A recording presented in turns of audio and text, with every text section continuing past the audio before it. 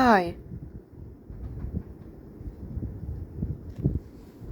Now, I don't know how,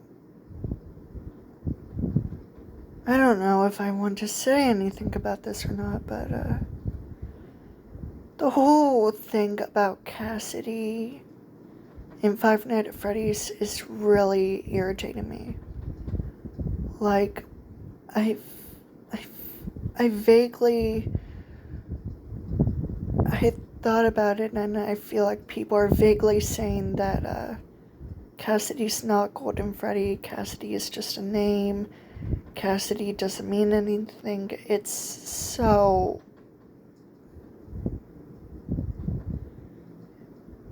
getting on my nerves.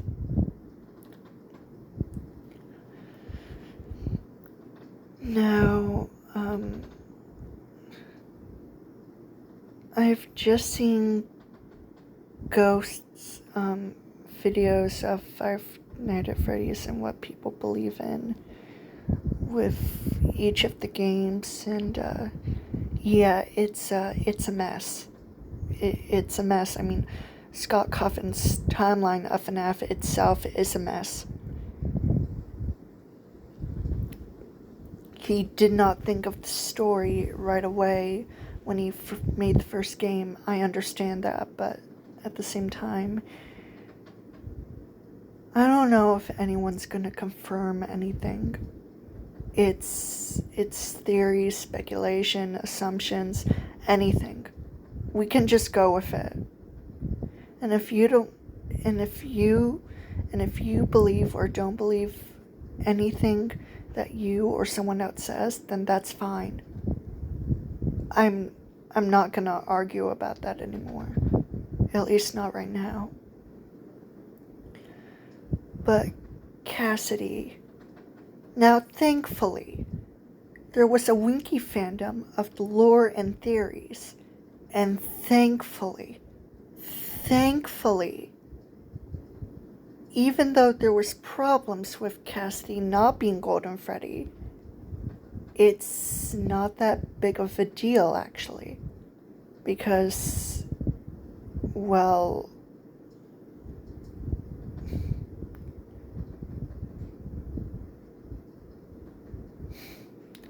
so Cassidy is mostly, I spoke about this before in my last video, but Cassidy is mostly a girl's name, even though it's a neutral name.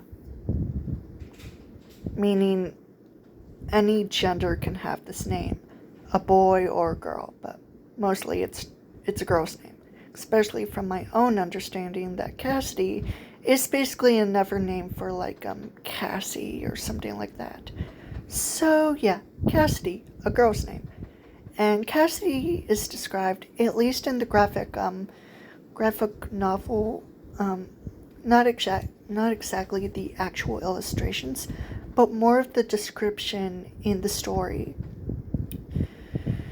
She's vaguely a girl with black hair, and there's a picture in the survival logbook with the puppet, a girl with black hair. Now, even though some people say that the girl with black hair who has pigtails is not Cassidy, and I completely understand that, I don't care what hairstyle or length that Cassidy has. Both of those descriptions are clearly supposed to be her.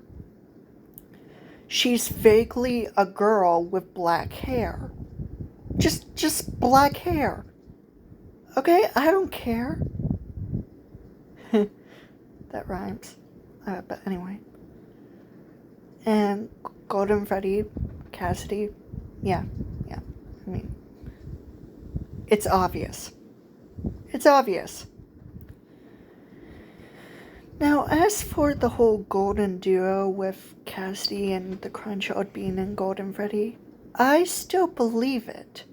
But, well, the Crunchhold not being in Golden Freddy because Evan died in the hospital, meaning that he doesn't actually directly possess Fredbear, who becomes Golden Freddy. I completely understand that. It's more likely that it's the Crown Child's agony or some form of remnant infected Fredbear / Golden Freddy, and that might make sense. And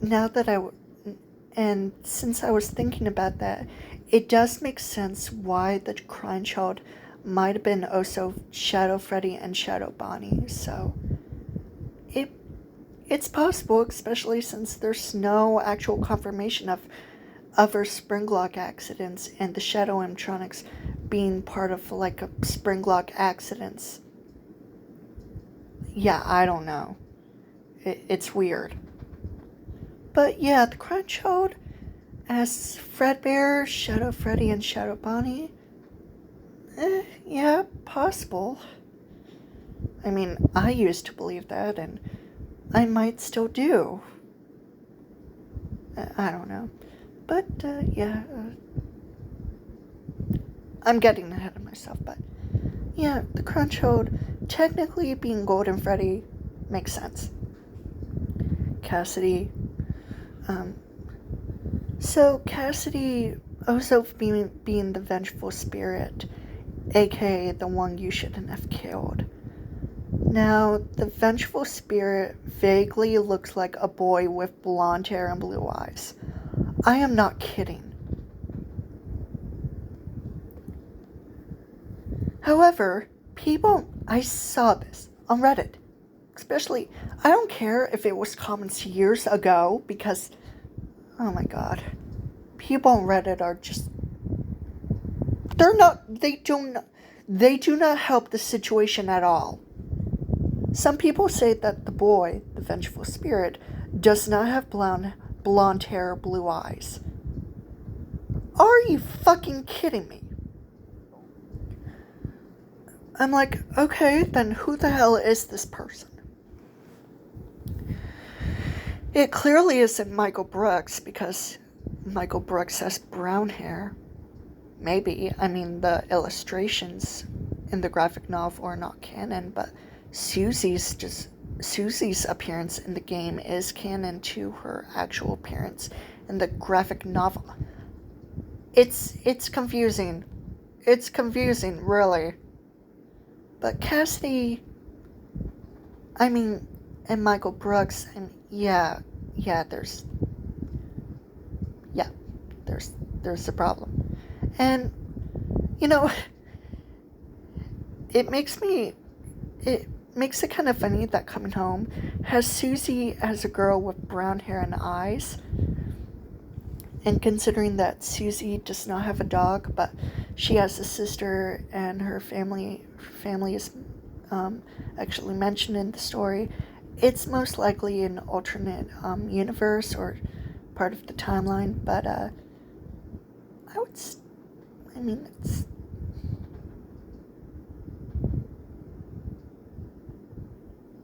Anyways, back to Cassidy. So, Cassidy and the Vengeful Spirit are two separate people, Cassidy being in Golden Freddy. And for Cassidy's personality, she's like the other missing children where she's vengeful, but she's equally kind, and she just wants William to die for all that he's put the missing children through. Now, there was a thing saying that the kid crying and putting on the mask of the bear is supposed to be the Crown Child, and him receiving the happiest day, and that makes sense. But also, the Crown Child and Cassidy has very similarities when they're inside Golden Freddy, like the "it's me" phrase, or their happiest day, or the fact that they're trying to help one another. Michael also wants to help his brother move on. The box in FNAF 4 is mostly, if I had to be simply frankly possible possibly honest about. I'm rambling. But the box is supposed to be a metaphor for Michael's some memories that he wants to forget about them. But sadly, they are not forgotten. Because the box is... I don't know. But the box also means like the puzzle pieces for the grandchild's memory into happiest day. And the other simplest thing for something inside the box would be a Fredbear mask. And even though it didn't make sense to me when I first heard about this, it does now because, yeah, even with the happiest day, the grandchild receiving the happiest day, and being in Golden Freddy, it makes sense. And here's the story of Cassidy. Well, Cassidy is not the one you shouldn't have killed. And it's pretty obvious that names from the books are probably not the one you shouldn't have killed, since even though people say that Andrew is the one you shouldn't have killed, there are some problems with it, because Andrew wants to torture Afton, but only wants to let him go when he's ready to. Meanwhile, the Vengeful Spirit in Ultimate Custom Night wants to torture William over and over and over. Basically forever. And like I said, the Vengeful Spirit is vaguely a boy with blonde hair and blue eyes. Even if some people say it's not. I don't know, it's weird. And the kid has a bowl haircut. Well, at least people say that hairstyle is. And funnily enough, in the Five Nights at Freddy's movie, the Golden Freddy kid has blonde hair, blue eyes, and a haircut similar to the Vengeful Spirit. Unironically, if people edited the picture of the kid,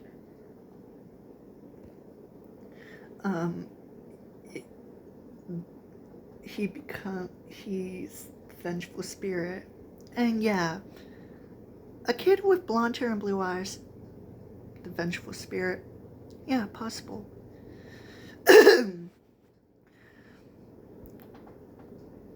My guess is that the Vengeful Spirit could be a boy named Cassidy or someone else entirely.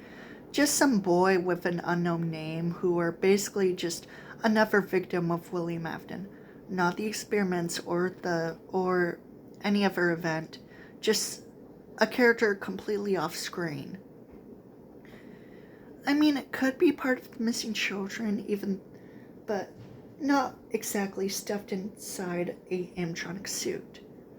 Because the missing children already possess their animatronics. Now, a sixth victim in Toy Chica's high school days, Toy Chica talks about Pick Patch and how she basically just wants to kidnap him, throw a bag over his head, knock him over the head with a shovel, and drag him into the back of her car.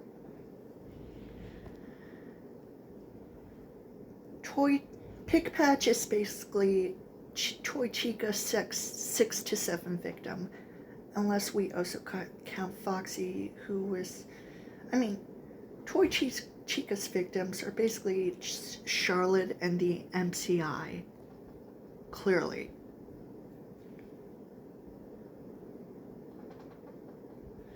And Cassidy wanted to be free. She wanted William to die. But she stuck around because she knew that William would still be alive somehow. And he was. But as for Golden Freddy being in Ultimate Custom Night during the final cutscene, it's most likely that Cassidy is just watching William be tortured and just laughing about it, and hopefully when he dies, she'll move on, but she didn't.